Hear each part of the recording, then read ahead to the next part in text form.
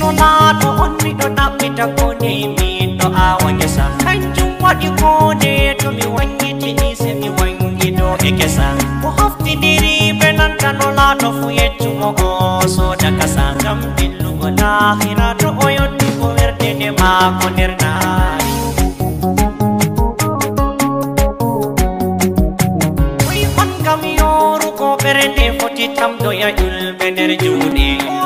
sahare goɗɗo fotayo ñamoya ñiiri be kosɗe haytoji amin ɗo sati kolon ɗon nandi to imana jamɗe to mi reggiri gayno na haɗo laaɗo forta ha lenni nder buuriya amtoje ma a woni kurrol me nandalagaje am ɗiɗi fu e lappo adumo ha to o titi amin min balma motati fu konnejo Nulâdo on konnejo amin min accatamo safu ano war misbahu Murtadba on ɗon mangama ko wala salariya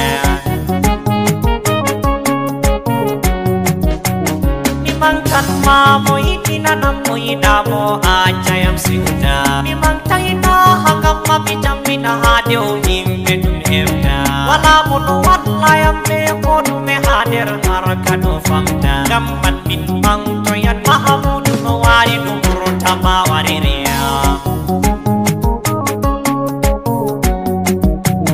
ko tokkima fu hisan laatago lesɗo shakiyu soya geɗal yo kabtaro tindi ha mo yi'ima tokkay ma o luudinatal ya Amadou fa pusaro ɓe nanta iyalo Murtadba pamarel aris ngam yimɓe barkante ɓe worɓe e rewɓe albishiriya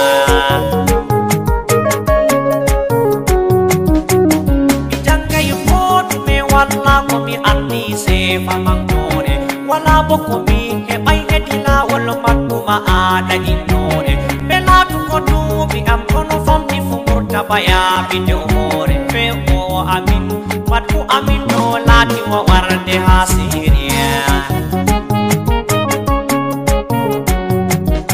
mangtore amin ɗo laatoyino kiliya ɓuri sembe bindigayel balmol on yottugol haaje to ɗi jippi sankitan sigayel sulkeri ni Madhuɗa ha Nulâdo ɓornumi moy wiɗi sorfen to ni sorfi ha ɓernde wurtanɓena koye ɗum haalam sirriya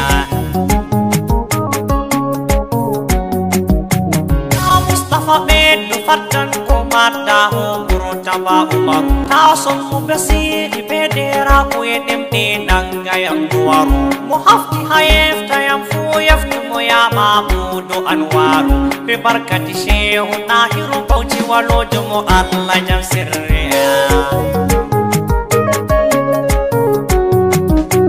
salatu no tuma dew moyamoy heɓe o mo waɗi bujju Muhammadu Bajo e muno dew sama andi yaaɓi dew farshu mo ɓe barka muɗum suududu kaba teddiri ha ɓe alharshu weeriɗo ha ɓernde ruhu ha tagle Nulâdo mo Allah nasireya